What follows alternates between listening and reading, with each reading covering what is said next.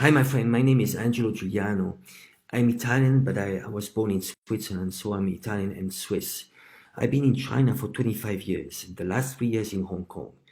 And what I've seen in Hong Kong was very, very shocking.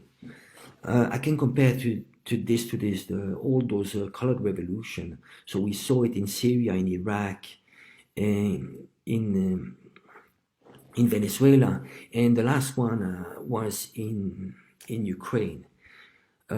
So we've seen the Maidan Revolution, and what they're trying to do is exactly to replicate the Maidan Revolution here in Hong Kong. In Ukraine, what they did, they antagonized Ukraine speakers and Russian speakers. They made each other enemies when they were brothers for hundreds of years. And they're trying to do exactly the same in Hong Kong, to separate, to antagonize mainland Chinese and Hong Kong-born Chinese, because at the end, they're all Chinese. They just don't know about history. So what they do, NED, National Endowment for Democracy from the US, which is an extension of the CIA, what they do, they go inside the country and they try to find the useful idiots and basically pawns, because that's what they are. Those people, those writers, and those people that call themselves fighters for democracy and for freedom, they are just pawns. So basically, NED, they go inside the country and they see who they can partner with, and they invest into political parties, some NGOs. They invest into medias, and they start brainwashing the kids. And what they do is they brainwash them through emotional triggers. So typically, movies are triggers. And also they've invested into the teachers' unions and so on. So basically it starts, they are into clusters where they only have anti-China rhetorics. And so the brainwashing starts from kids. And basically they've seen China as just the enemy, while China has changed a lot. China in many ways is much more democratic than a lot of other countries. And so they're afraid of the future, how Hong Kong could be. And we can all address those problems, but you cannot be afraid of something that you don't know. So most of those kids, they've never been to China. They don't even cross the border. They don't know what is happening, and they're calling for a revolution when in reality China is the revolution. If they go to Shanghai, they will realize this is not the China they know. So this is why usually when you look at the Hong Kong people that actually live in China, they're not anti-Chinese, because they just realize China is it's no more like the time of the Cultural Revolution. So I feel really sad about what is happening in Hong Kong. And I would like to tell those kids, just wake up, because you're being used. I love democracy. I come from a country where we have direct democracy, and it's a really good place. And I think democracy doesn't apply to every culture, society. It's a process. Democracy is a process. And Hong Kong right now doesn't have the preconditions to have democracy, a good democracy. Why? Because it's you guys. When there is violence, you cannot have a democracy. When people are brainwashed, education is very biased. When the medias are very biased, when there is foreign interference, you cannot have a democracy. So we need to solve a lot of problems in Hong Kong.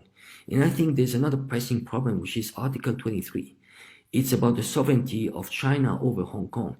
We need to solve that as soon as possible. So now I'm very worried about the local elections, which are in September. And I think we need to get ready, because I'm expecting an escalation of violence. And it's really important that we get the word out. And I'm calling for foreigners, English speakers, to speak up, speaking up. Don't be afraid, I've been facing those writers. Do not be afraid of them. We need to speak up, because there's much more at stake here. Hong Kong is just a proxy war between the US and China. And we need to speak up to let the world know about exactly what is happening here. And so we're doing this because we love Hong Kong, we love China, but it's also for a peaceful world. My son is Chinese, and I want him to be proud to be Chinese. This is our home. We need to fight together. So this is why I'm launching very soon a YouTube channel. It's going to be an English speaker YouTube channel where I will have guests invited. And the idea is to bring this emotional war, revolution of, chaos that is happening right now in Hong Kong, to bring it back to something more rational. Because Hong Kong needs to wake up. This is just madness. When I go out in the streets, I see those people. It looks like a zoo. Have you seen what happened in Mong Kok the other night? It looked like a zoo. I think those guys are under drugs. And they're being paid, they're trying to find lawless people, and they pay them. The kids, the students, I feel really sad for them. I really care for them. We need some compassion for them because they've been brainwashed. But at the end of the day, if we need to protect the rule of law, so whatever you can do to save Hong Kong, do it, please. We need to support the police. Whenever you see a policeman, go to him and say thank you, because that's the last thing that keeps us into a civilized society. So let's work on this for Hong Kong, to save Hong Kong. My friends, be strong. Those are difficult times, so be strong, be safe, get ready.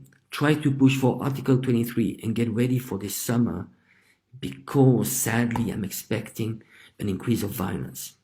Thank you, my friends.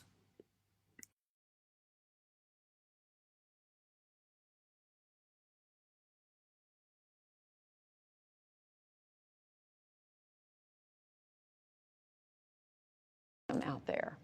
Certainly, and we know from our research that women are held to a higher standard on the issue